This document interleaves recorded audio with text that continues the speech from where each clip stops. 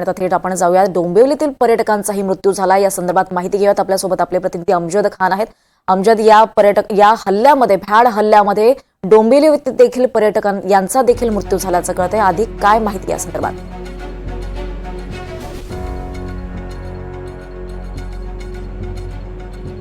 जे बॅट झाला दहशतवादी बॅट हल्ल्यात 27 पर्यटकांचा मृत्यू झाला। यामध्ये 3 जे पर्यटक आहेत डोंबिवलीचे होते, संजय लेले, हेमंत जोशी आणि अतुल मोने।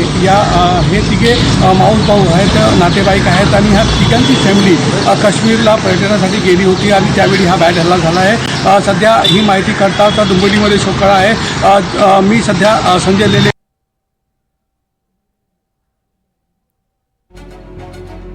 त्या कारणामुळे संपर्क तुटलेला आहे। आपण पाहतोय की डोंबिवलीमध्ये देखील पर्यटकांचा या मृतांमध्ये समावेश आहे। या हल्ल्याचा तीव्र निषेध सर्व स्तरातून व्यक्त होतोय। डोंबिवलीच्या हेमंत जोशी यांचा पहलगाममध्ये मृत्यू झालाय। डोंबिवलीच्या तिघांचा पहलगाममधील हल्ल्यात मृत्यू झालाय।